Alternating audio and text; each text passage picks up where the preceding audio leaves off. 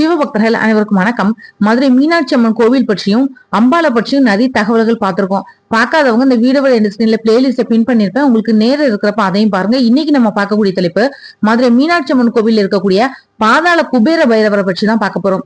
மதுரை மீனாட்சி அம்மன் கோவிலோட உட்புறம் மற்றும் வெளிப்புறத்துல பலவிதமான சுவாரஸ்யமான சுவாமி சன்னதிகள் இருக்கு. பூர்வ ஜென்ம பலன் இருக்கிறவங்களால மட்டும்தான் மதுரை பாதாள குபேர பைரவரை தரிசனம் பண்ண முடியும். மதுரை மீனாட்சி அம்மன் கோவில்ல வெளிப்புறத்துல இருக்கக்கூடிய சுவாரஸ்யமான கோவில்கள் ஒண்ணுதான் இந்த பாதாள குபேர பைரவர் கோவில். மதுரை வடக்கு கோபுர வாசல் மேற்கு கோபுர வாசல் சந்திக்கக்கூடிய இடத்துல பழைய பெமினா ஜவுளி கோபி ஐயங்கார் கடை மூலையில மீனாட்சி அம்மன் கோவில் பூந்தோட்ட வளாகத்துல சரியா தினமும் ராகு காலத்துல மட்டுமே திறந்து பூஜைகள் நடக்கக்கூடிய அற்புதமான குபேர பாதாள பைரவர் கோவில் அமைஞ்சிருக்கு.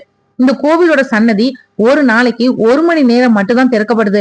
அதாவது ஒரு நாளைக்கு வரக்கூடிய ராகு காலத்துல மட்டுமே கோவிலோட சன்னதிகள் திறக்கப்பட்டு பூஜைகளும் செய்யப்படுது. இதுதான் அதோட சிறப்பு. அதாவது அந்த காலகட்டத்துல இருந்து ராகு காலத்துல மட்டுமே இந்த கோவில் திறக்கப்பட்டு வந்ததுனால இப்போ வரைக்கும் அதே நடைமுறையை பின்பற்றப்பட்டு வருது. அதுவும் ராகு காலத்துல நடை திறக்கப்பட்டு ராகு காலம் முடியக்கூடிய நேரத்துல நடையும் சாத்தப்படுது. ராகு காலத்துல மட்டுமே இந்த பைரவருக்கு பூஜைகளும் நடைபெறுது. இந்த கோவில் எப்போ நடை திறக்கப்படுது, எப்போ நடை அடைக்கப்படுது அப்படின்றத தெளிவா அட்டவணையா போட்டிருக்கேன். ஸ்கிரீன்ல தெரியுது, வேணும்னா ஸ்கிரீன்ஷாட் எடுத்து வச்சுக்கோங்க. 1 மணி நேரம் மட்டுமே திறக்கப்படக்கூடிய இந்த பாதாள குபேர பைரவரை வழிபடுறது மூலமா செல்வ செழிப்புக்கு பஞ்சமே இருக்காது அப்படின்னும், குடும்பத்துல ஏற்படக்கூடிய பிரச்சனைகள் தீர வழிவகுக்க கூடியதாகவும், திருமண தடை, குழந்தை பாக்கியம், நீண்ட ஆயுளோட ஆரோக்கியமா வாழ வழிவகுக்கும் அப்படின்னு சொல்லப்படுது. இந்த பைரவர் பாதாள குபேர பைரவரா காட்சி கொடுக்கறதுனால செல்வ செழிப்புக்கு பஞ்சமே இருக்காது.